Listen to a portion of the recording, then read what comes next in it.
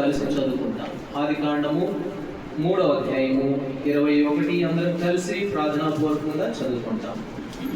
దేవుడైన యెహోవా, అందరం కలిసి చదువుకుంటాం. దేవుడైన యెహోవా ఆదామునకు అతని భార్యకు చర్మపు చొక్కాలను చేయించి వారికి తొడిగించెను. ప్రార్థన చేస్తున్నాం. ప్రేమ కలిగిన మా తండ్రి, కృప కలిగిన మా దేవా, మీకు వందనాలు. ఇప్పటి వరకు పాటలు పాడుటకు సహాయపడుతూ వచ్చారు. ఆత్మ సంబంధమైన పాటలు, వాక్యానుసారమైన పాటలు.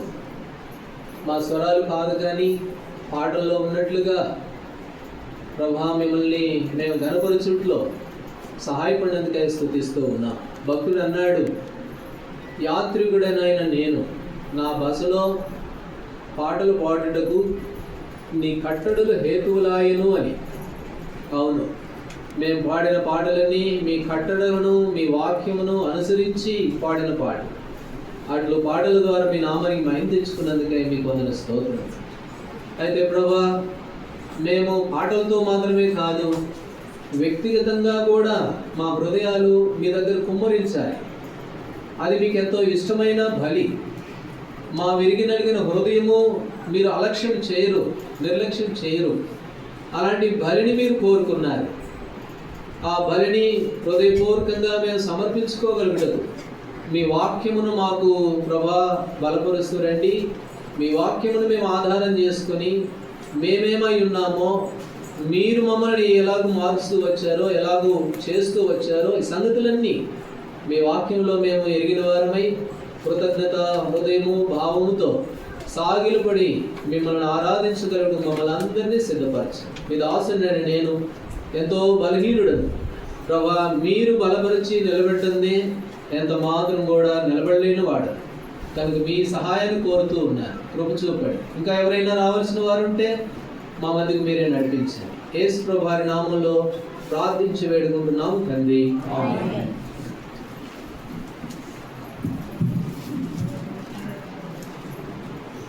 పోయిన వారము ప్రభును ఆరాధించడం కొరకు మనము ఆదాముని గురించి మనం చూసాం. ఆదాముని గురించే చూసాం. ఏం చూసాము? ఆదాముని గురించి ఏం చూసాము? అంజూరపు ఆకులతో కుట్టి వస్త్రాలు చేసుకున్నాడు ఆదాము. తాను చేసుకున్న వస్త్రాలు దేవుడి దగ్గరికి రాలేకపోయినాయి. తాను చేసుకున్న వస్త్రాలు అవి ఎండిపోతే రాలిపోయేవి. మరిన వస్త్రం, మురికి వస్త్రం. బైబిల్లో ఉన్నాయి కదా వాక్యాలు, రెఫరెన్స్లు. మన నీతి క్రియలన్నీ మురికి పేరుగా పడతాయి. అలాగే కొంతమంది వస్త్రాలు కలిగి ఉన్నారు. లోకాసు వార్తలో తప్పిపోయిన కుమారుడు వస్త్రం ఉంది, తండ్రి దగ్గరికి వచ్చినప్పుడు కూడా ఉంది వస్త్రం, తనకున్న వస్త్రం అది. ఆ వస్త్రం పనికిరాదని చెప్పి తండ్రి ఏం చేశాడు? వీనికి ప్రశస్తమైన వస్త్రం త్వరగా తెచ్చి కట్టాడు. మన జీవితాల్లో కూడా మనం కూడా మన వస్త్రాలు, మన నీతి క్రియలు ఇవేవి కూడా దేవుని దగ్గరికి తీసుకుని రాలేము. అలాగే ఆదాము తను చేసుకున్న వస్త్రాలతో దేవుని మధ్యకి రాలేక చెట్ల మధ్యలో దాముకున్నాడు. ఈ సంగతులన్నీ గత వారంలో మనం చూస్తూ వచ్చాం. మళ్ళీ ఒకసారి వారం అయిపోయింది కదా అని మళ్ళీ గుర్తు చేస్తున్నాను అంతే. కాబట్టి ఇప్పుడు అది గత వారంలో ఆదాము చేసుకున్న తన చేతులతో తను చేసుకున్న వస్త్రాల గురించి చూశాం కదా. ఇప్పుడు దేవుడు ఏం చేశాడు అని అంటే, మీ వస్త్రాలు పనికిరావు అని చెప్పి దేవుడే వస్త్రాలు చేశాడు. ఆ భాగాన్ని ఇప్పుడు మనం చదువుతున్నాం. 21వ వచనం. దేవుడైన యెహోవా ఆదామునకును అతని భార్యకును చర్మపు చొక్కాలను చేయించి వారికి తొడిగించెను. ఇక్కడ ఈ చర్మపు చొక్కాలు ఎవరు చేశారట? ఎవరు చేశారు? దేవుడే చేశారు. అయితే ఆదామేమో మరి 7వ వచనంలో వాళ్ళు ఆకులు కుట్టుకొని వాళ్ళు చేసుకున్నారులే కానీ, ఇప్పుడు దేవుడే చర్మపు చొక్కాలు చేయించి వారికి తొడిగించాడు. దేవుడే సిద్ధపరిచాడు. ఈ వస్త్రాలు ఎవరు చేశారంటే దేవుడే సిద్ధపరిచాడు. యెషయా గ్రంథము 56వ అధ్యాయంలో, యెషయా గ్రంథం 56వ అధ్యాయంలో ఒక మాట చదువుతాం. 1వ వచనం చదవండి.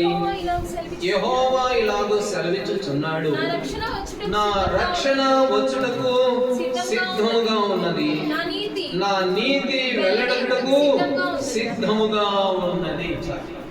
నా రక్షణ సిద్ధముగా ఉన్నది, నా నీతి సిద్ధముగా ఉన్నది. కాబట్టి సిద్ధపరిచిన వాడు ఎవరు అనంటే దేవుడే సిద్ధపరిచాడు. మొదటి తలంపులో మనం చూస్తాము సిద్ధపరుచుట అనేది. ఆదామునకు వస్త్రాలు సిద్ధపరిచినట్లుగా దేవుడు తన రక్షణను సిద్ధపరిచాడు, తన నీతిని సిద్ధపరిచాడు. సిద్ధపరచబడిన ఆ రక్షణను, ఆ నీతిని, దేవుని యొక్క ఆ రక్షణను మనం స్వతంత్రించుకోవాలి. అందుకనే కదా మత్తయి సువార్తలో విందు సిద్ధం చేయబడింది, పోయి పిలుచుకొని రండి అన్నాడు. వాళ్ళు వచ్చి తయారు చేసుకోవాల్సిన అవసరంలా, వాళ్ళు వచ్చి వంట చేసుకోవాల్సిన అవసరంలా, విందంతా కూడా ఏం చేయబడింది? దేవుడే సిద్ధపరిచాడు. రక్షణ కార్యం అంతా దేవుడే చేశాడు, మనం ఏం చేయని అవసరంలా.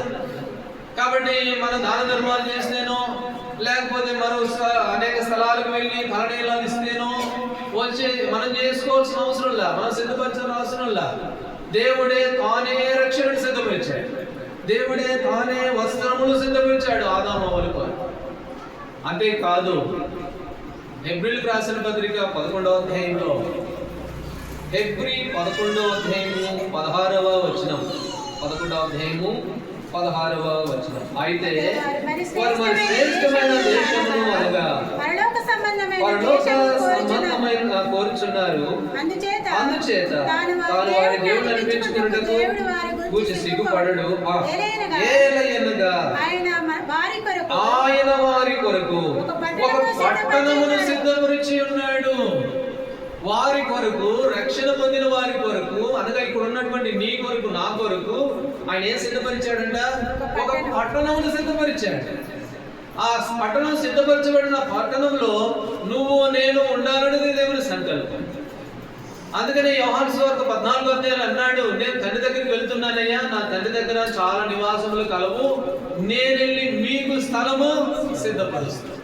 కాబట్టి దేవుడు మన కొరకై ఒక పట్టణమును ఆయన సిద్ధపరిచాడు. కాబట్టి సిద్ధపరచబడినటువంటి వస్త్రాలు, ఆదాము అవ్వలు సిద్ధం చేసుకున్న వస్త్రాలు కావు ఇవి, దేవుడే సిద్ధపరిచినది. దేవుడు ఏమేమి సిద్ధపరిచాడు అంటే రక్షణను సిద్ధపరిచాడు, అంతేకాకుండా ఒక పట్టణాన్ని సిద్ధపరిచాడు. అయితే ఒక ఆయన ఏం చేశాడో తెలుసా? లూకా సువార్తలో ఆయన కూడా కొన్ని సిద్ధపరుచుకున్నాడు. ఏం సిద్ధపరుచుకున్నాడు? లూకా సువార్త 12వ అధ్యాయం. ఒక ఆయన మరి ఆయన సిద్ధపరుచుకున్నాడు.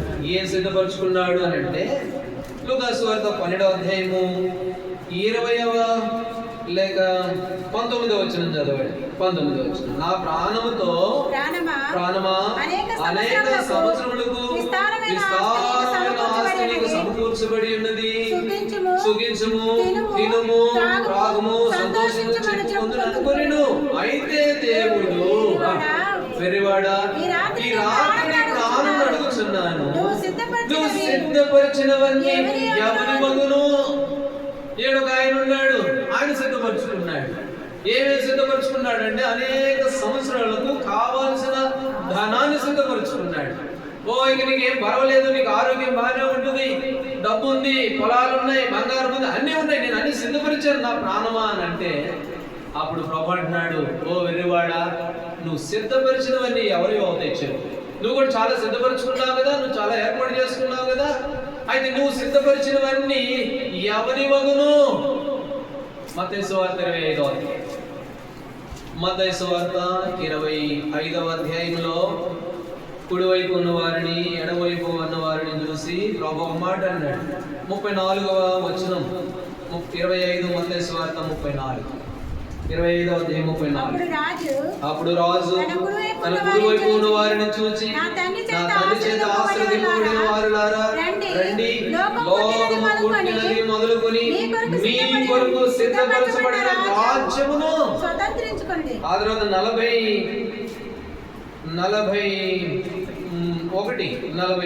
అప్పుడు ఆయన ఎడమవైపు ఉన్న వారిని చూచి, శపింపబడిన వారు నన్ను విడిచి అపవాదికి వారి దూతలకు సిద్ధపరచబడిన నిత్య ఆత్మలకు. రెండు సిద్ధపరచబడ్డాయి.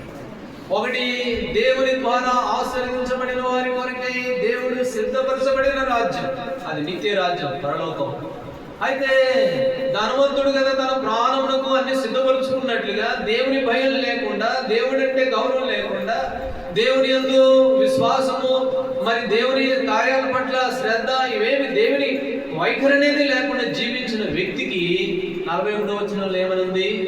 మీకు లోక పుట్టిన మొదలు మీ కొరకు సిద్ధపరచబడి దూతలకును మరి అపవాదికి మన దూతలకు సిద్ధపరచబడిన నిత్య. కాబట్టి దేవుడు ఆ సిద్ధపరచబడిన నిత్యాగ్నిలోనికి మనల్ని వెళ్లకుండా ప్రభు మన కొరకై ఒక పట్టణమును సిద్ధపరిచి, ఆ పట్టణంలో నువ్వు నేను ఉండాలని ప్రభు సంకల్పించి రక్షణ ఇచ్చి తగిన సమయంలో మనల్ని ఏర్పాటు చేసుకుని ఈనాడు తన ప్రజలుగా తన సన్నిధిలో మనల్ని నిలబెడుతూ వచ్చాడు. ఇది మన జీవితంలో గొప్ప ఆశీర్వాదం. ప్రభువా, ఇది నేను పొందిన ఆశీర్వాదం. లోకంలో ఎవరికి లేని గొప్ప భాగ్యం ఇది. నన్ను మాత్రమే ప్రేమించి నా కొరకై సిద్ధపరచబడిన రాజ్యంలో ఉండేందుకు వరకు నన్ను మీరు ఏర్పాటు చేసుకుంటూ వచ్చారు. ఆదాము అవ్వలకి ఏ రీతిగా మీరు చర్మ వస్త్రాలు సిద్ధపరిచే వారికి తొడిగించారో, ఆ రీతిగా నా కొరకై సిద్ధపరచబడిన రాజ్యంలో నాకు ఒక స్థానాన్ని ఇచ్చినందుకు మీకు వందనాలు అని చెప్పి ప్రభువును ఆరాధించవలసిన వారంగా ఈ ఉదయకాల సమయంలో మనం ఉన్నాం. మరొక మాట చదవండి. లూకాసు 31వ కీర్తనలో మాట ఉంది, తన యందు భయభక్తులు గలవారి ఎడల ఆయన దాచి ఉంచిన మేలు, దాచి ఉంచిన సిద్ధపరచబడిన. ఆ మాట చదవండి. కీర్తనలు కదా 31వ అధ్యాయం 19వ వచనం. 31:19.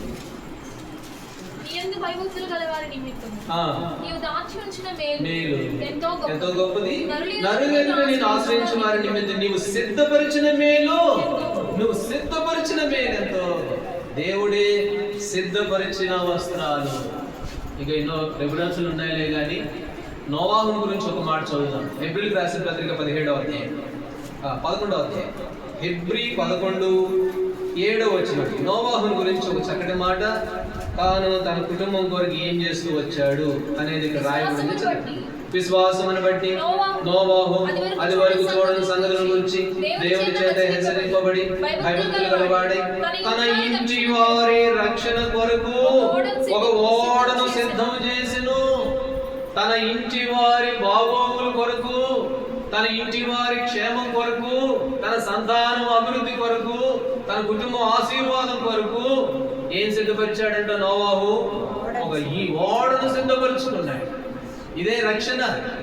కాబట్టి ఈనాడు దేవుని బిడ్డలంగా దేవుడు మనల్ని సిద్ధపరిచాడు, మన కొరకై సిద్ధపరచబడిన పట్టణాన్ని ఉంచాడు. అదే సమయంలో నోవాహు వల్లే మనం కూడా మన కుటుంబానికి ఆ ఆధిక్యత, ఆ రక్షణను మనం కూడా పరిచయం చేయవలసిన వారంగా ఉన్నాం నోవాహు వల్లే.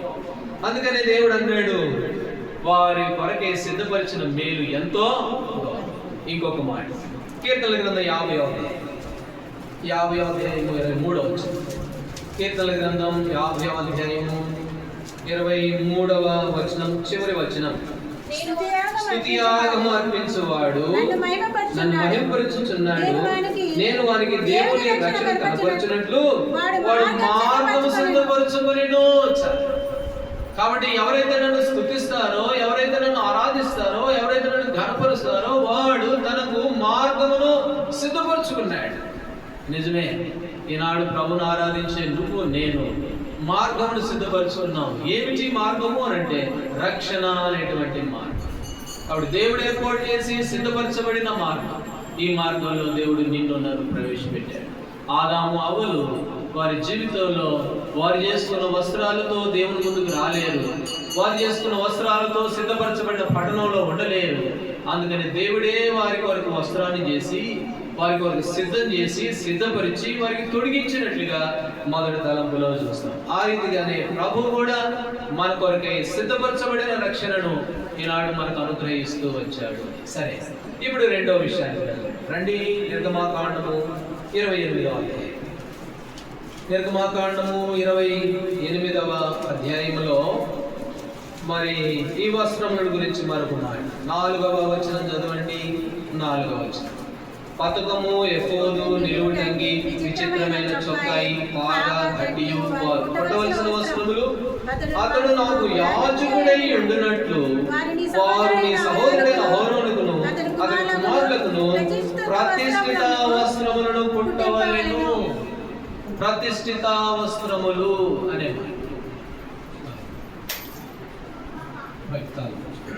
ఇక్కడ రెండవగా ఏం వస్త్రము ఇది అంటే ప్రతిష్ఠిత వస్త్రము అనేది చూస్తాం. ఒకటి సిద్ధపరచబడిన వస్త్రం, అది ఆదాముకు అవ్వలకు దేవుడు సిద్ధం చేయించి తొలగించిన వస్త్రము. అయితే ఇక్కడ రెండవదిగా మనం గమనించినప్పుడు ప్రతిష్ఠిత వస్త్రం. ఇది ఏ వస్త్రం అంట? ప్రతిష్ఠిత వస్త్రం. ఇందాక మన చివరిలో పాడుకున్న పాటలు ఇవన్నీ ఉన్నాయి.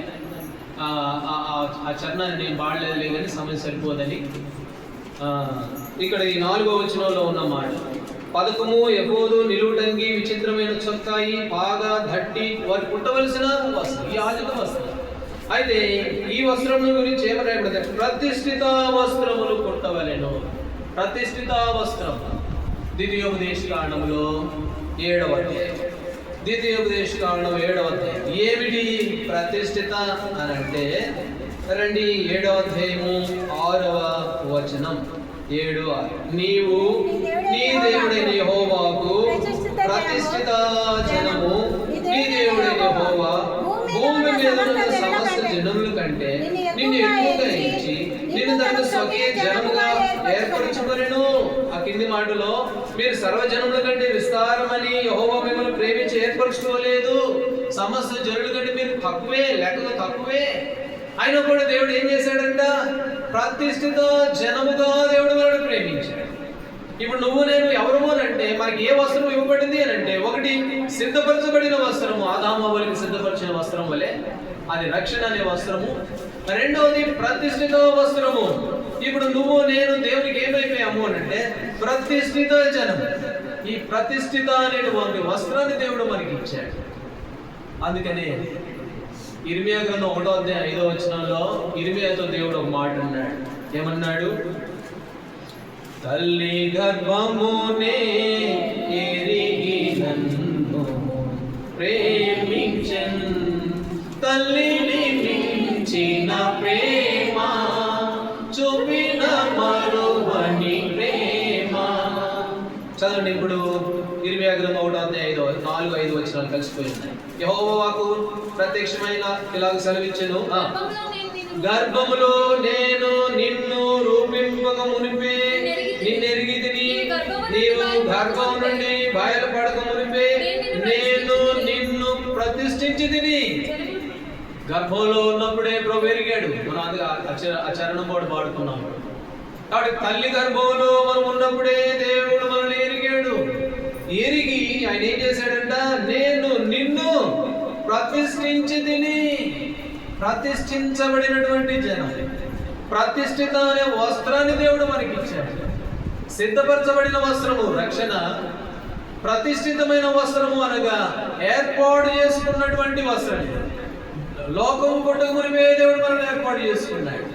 జగత్ పునాది వేయబడక మునిపే మనల్ని ఏర్పాటు చేసుకున్నాడు.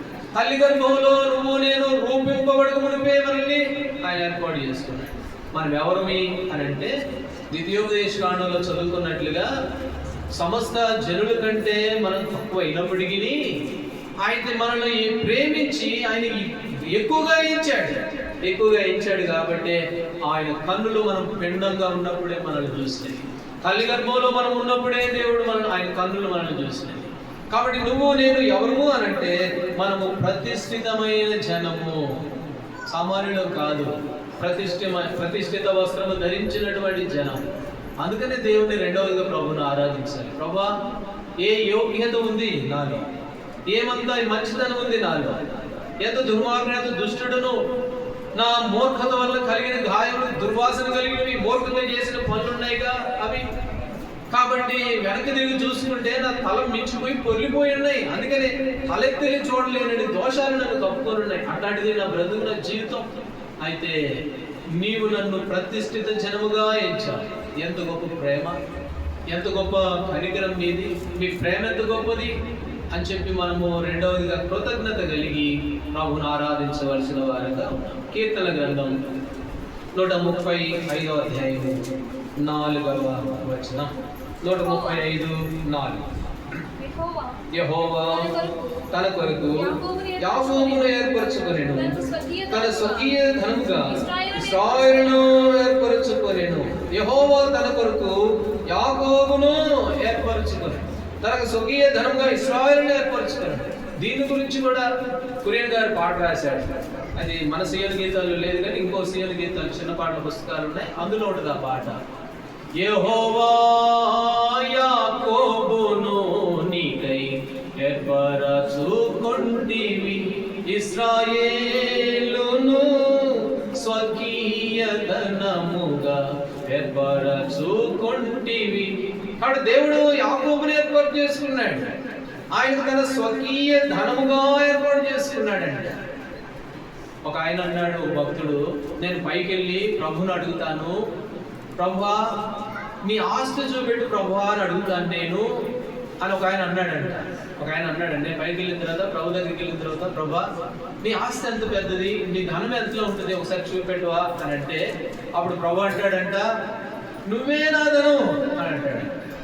నిన్నే నేను సంపాదించుకున్నది భూమి మీద, రేపు భూమి మీద తలవాల్చడానికి రోంత స్థలం కూడా లేదు, ఆకాశ పక్షులకు ఉన్నాయి గూళ్ళు కానీ నాకు స్థలం లేదు, కానీ నా ధనం ఏమిటి అని అంటే నువ్వే నా ధనం. అందుకని ఇక్కడ అంటాడు, తనకు స్వకీయ ధనముగా ఇశ్రాయేలును దేవుడు ఏర్పాటు చేసుకున్నాడు. ఆయన ధనం ఎవరో తెలుసా? నువ్వు నేనే. మనం ఎవరు అంటే ప్రతిష్ఠిత జనము, దేవుడు ప్రతిష్ఠించుకున్నటువంటి జనం. ప్రతిష్ఠిత అనే వస్త్రము నిర్గమాకాండం 28:4 ప్రతిష్ఠిత వస్త్రం అనేది కనబడుతూ ఉంటే, ఈ ప్రతిష్ఠిత అనే వస్త్రము దేవుడు మనకి ఇచ్చాడు. ఈ ప్రతిష్ఠిత వస్త్రం అయితే ఏంటో కాదు, అదే రంగురంగులుగా ఉండేది కాదు, కానీ ఏర్పాటు చేయకుండా వస్త్రం, ప్రత్యేకించుకున్నటువంటి జనం. కాబట్టి దేవుడు మనల్ని ప్రతిష్ఠించుకున్నాడు. యోహాను సువార్త 17వ అధ్యాయంలో ప్రభు ప్రార్థన చేస్తూ ఆ మాట అన్నాడు శిష్యుల గురించి. శిష్యులే కాదు ఈనాడు మనల్ని కూడా 17వ అధ్యాయం 19వ వచనంలో సత్యమందు వారిని ప్రతిష్ఠ చేయము, నీ వాక్యమే సత్యము, సత్యమందు వారిని ప్రతిష్ఠ చేయము. కాబట్టి దేవుడు మనల్ని ప్రతిష్ఠించాడు. ప్రతిష్ఠిత జనము అనేది రెండవ తరం. ఒకటి, దేవుడు సిద్ధపరచబడిన వస్త్రాలు, రక్షణ అనేది సిద్ధం చేయించాడు ఆదామవుల కొరకు. రెండోది, ప్రతిష్ఠితమైనటువంటి వస్త్రం ఏమిటి అని అంటే మనల్ని తల్లి గర్భంలో ఉన్నప్పుడు ఏర్పాటు చేసుకుని మనం ప్రతిష్ఠించుకున్నాడు. సరే, ఇక్కడ మూడో విషయానికి వెళ్తాం. లేవికాండము 21వ అధ్యాయం. లేవికాండము 21వ అధ్యాయము 10వ వచనం. 21:10 చదవండి. ప్రధాన యాజకుడికై తన సహోదరులతో ఎవరి తల మీద అభిషేక తైలం పోయబడును, యాజక వస్త్రములు వేసుకొనుటకు ఎవరు ప్రతిష్ఠింపబడుదురో అతడు తన తల తీయరాదు, తన బట్టలు చింపుకొనరాదు. సరే, ఈ భాగంలో మధ్యలో మరొక వస్త్రం కనబడుతుంది. ఏమిటి వస్త్రము అంటే యాజక వస్త్రము.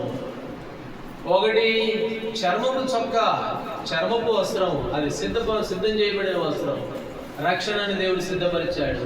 రెండవది ప్రతిష్ఠిత వస్త్రం పుట్టాలి అని నిర్గమాకాండంలో అంటే ప్రతిష్ఠిత వస్త్రం అనేది దేవుడు లోకములో నుంచి వాళ్ళు ఏర్పాటు చేసుకొని ప్రతిష్ఠించుకున్న ఆ జనాంగాన్ని చూపిస్తూ ఉంది. మూడవదిగా యాజక వస్త్రము అనేది. యాజక వస్త్రం ఏమిటి?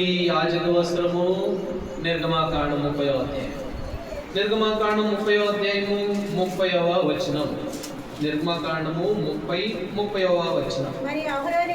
మరియు అహరోనును అతని కుమారులను నాకు యాజకులై ఉండునట్లు నీవు వారిని అభిషేకించి వారు నాకు యాజకులై ఉండునట్లు. కాబట్టి దేవుడు వారిని అహరోను కుమారులే కాదు, ఈనాడు మనల్ని కూడా ఆయన యాజకులుగా చేసుకున్నాడు. ఆ మాట ఎక్కడుంది? ప్రకటన గ్రంథం 1వ అధ్యాయం 6వ వచనం. దేవుడు మనల్ని యాజకులుగా చేసుకున్నాడు. పేతురు రాసిన మొదటి పత్రిక 2వ అధ్యాయం 9వ వచనం, రాజులైన యాజక సమూహము. కాబట్టి దేవుడు తన స్వరత్వం ఇచ్చి మనల్ని రాజులుగా చేసుకున్నాడు, యాజకులుగా చేసుకున్నాడు. కాబట్టి యాజక వస్త్రము అనేది భాగంలో కనపడుతూ ఉంటే ఈనాడు మనలందరినీ దేవుడు యాజకులుగా మరొక మాట అన్నాడు. సంఖ్యాకాండం 18వ అధ్యాయం. సంఖ్యాకాండము 18వ అధ్యాయము 7వ వచనం చదవండి. 18:7.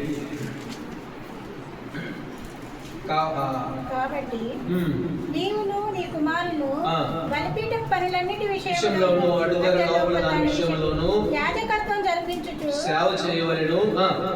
దయచేతనే మీ యాజకత్వపు సేవ నేను మీకు కాబట్టి ఈ యాజకత్వము అనేది ఎట్లిచ్చాడంట దేవుడు?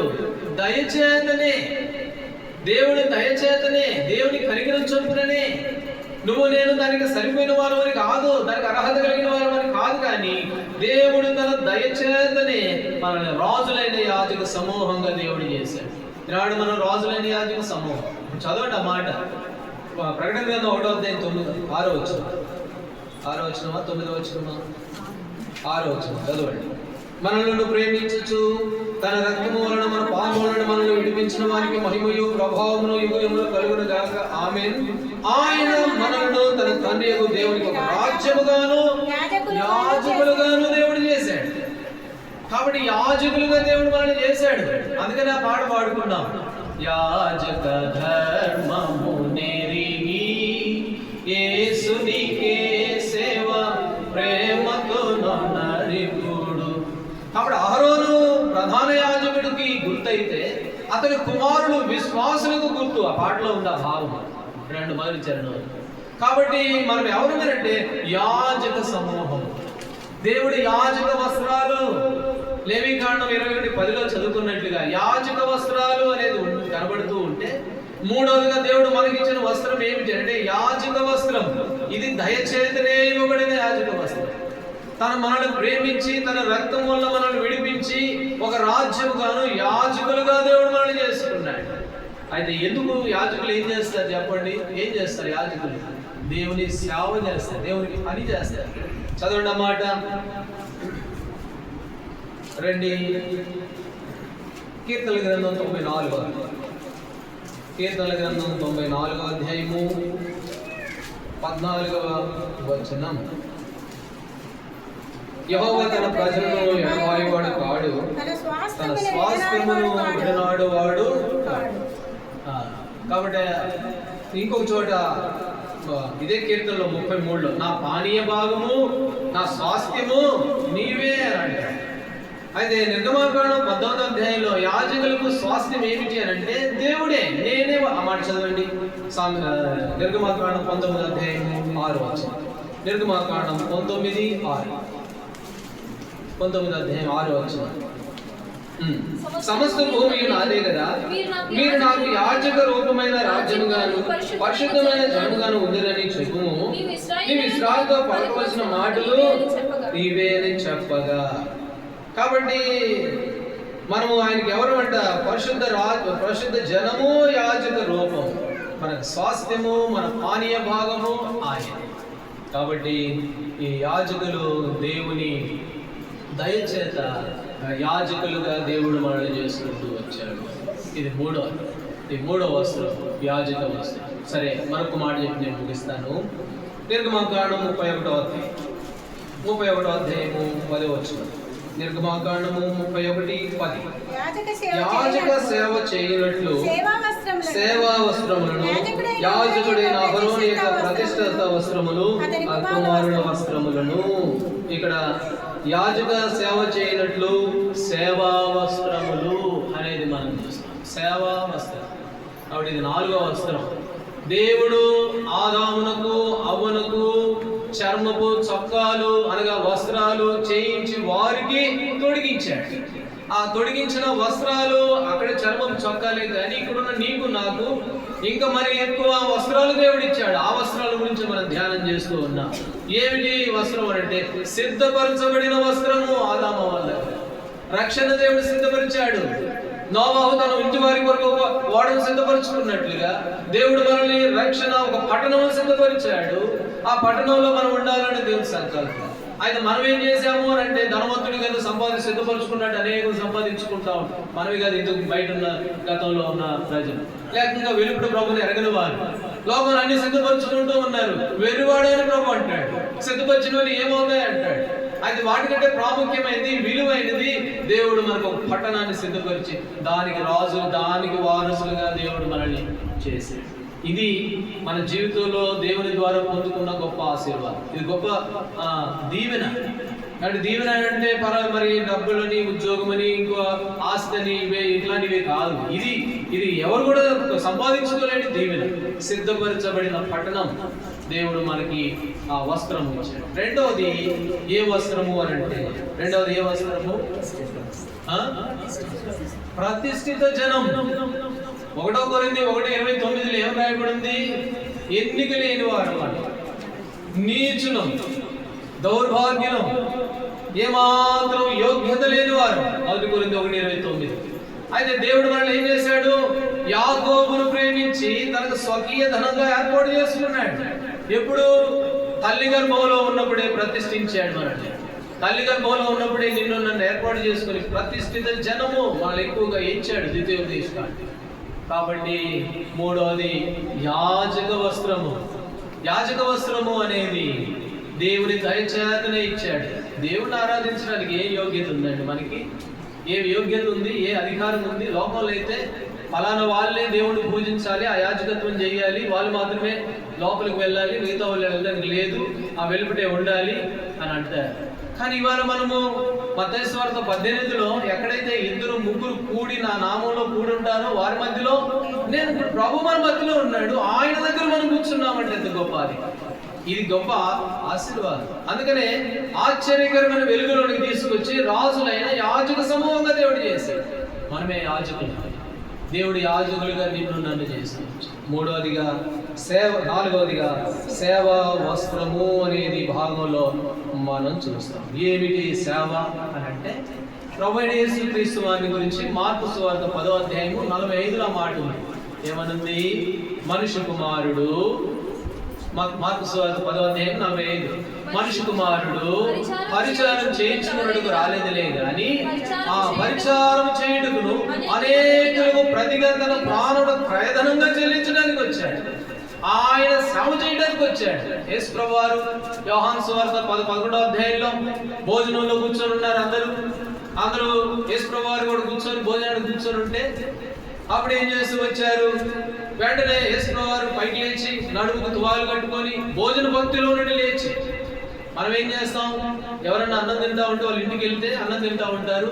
అమ్మ అది అక్కడ కాలం ఉందనో లేకపోతే ఏదో ఉందని అంటే ఆమె తింటూ ఒకవేళ మనిషి గారి లేస్తే ఏమంటాం? వద్దు పర్లే కూర్చో, నేను తీసుకుంటానులే. అన్నం దాటి నుంచి లేయకూడదు కూర్చోండి. యేసు ప్రభువారు ఎందుకు వచ్చాడు అని అంటే పరిచారం చేయడానికి. ఆయన భోజన భక్తుల నుండి లేచి శిష్యుల పాదాలు ఆయన కడగడానికి మొదలు పెడుతూ వచ్చాడు. ఆయన చేయించుకోవడానికి రాలేదు. ఆయన ఏం చేయడానికి వచ్చాడు? చేయటకు వచ్చాడు. ఏం చేశాడు అని అంటే కల్వరి శిలువలో నీ కొరకు నా కొరకు ప్రాణం అర్పించాడు. 1 తక్కువ 40 దెబ్బలు కొరడా తీసుకొని కొడితే మౌనం దాచాడు. యేసు ప్రభువారిని బుద్ధిని కొట్టినోడు ఎవడో చెప్పు అని హేళన చేస్తూ ఉంటే సహనంతో మౌనంగా ఉన్నాడు. కాబట్టి ఆయన పరిచారం చేయడానికి కాదు, పరిచర్య చేయించుకోవడానికి కాదు, అనేకులకు ప్రతిగా తన ప్రాణము నివుటకు సేవా వస్త్రము. కాబట్టి ఈనాడు దేవుని బిడ్డలంగా మనం కూడా సేవ చేయాలి. చేయాలంటే ఇంకా ఆర్సీఎంలు ఏం చేస్తారు? గుడ్ ఫ్రైడే ఆ ఈస్టర్ దినాలు రాగానే వాళ్ళు కూడా ఒక చెక్క సిలువ వేసుకొని వాళ్ళు కూడా కొట్టించుకుంటూ వాళ్ళు కూడా అట్లా కాదు. మనం చేయాల్సిన సేవ ఏమిటి అంటే, రండి హెబ్రీయులకు రాసిన పత్రిక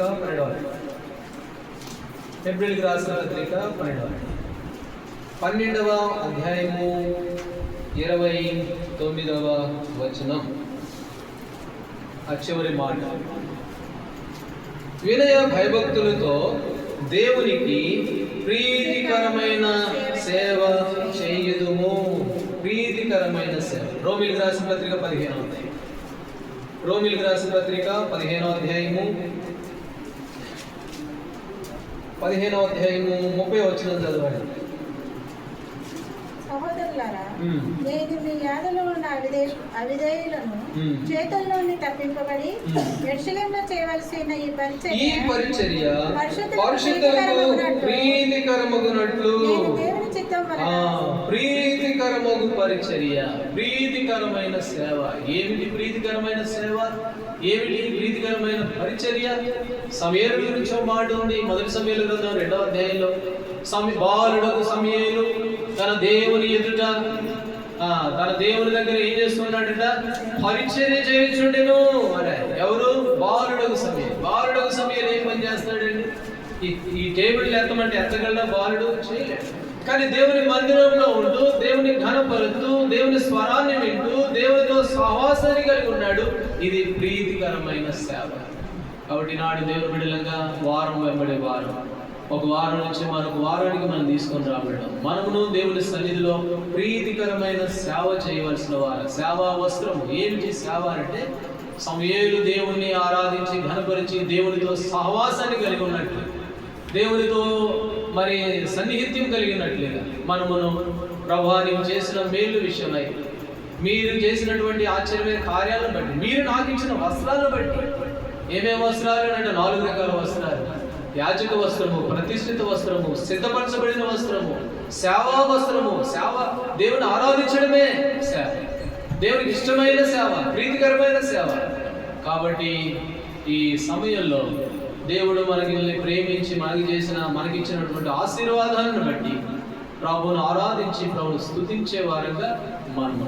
దేవుడు ఆ విధంగా మనందరికీ సహాయపడుగా కొన్ని నిమిషాలు విన్న వాక్యాన్ని ఆధారం చేసుకొని క్లుప్తంగా, చాలా క్లుప్తంగా అందరూ సాధ్యమైనంత వరకు అందరూ ప్రభువుని ఒకరి తర్వాత ఒకరు ప్రభువుని ఆరాధించారు. ఒకరి తర్వాత ఒకరు క్లుప్తంగా సంఘక్రమాన్ని అనుసరించి ఆరాధించారు.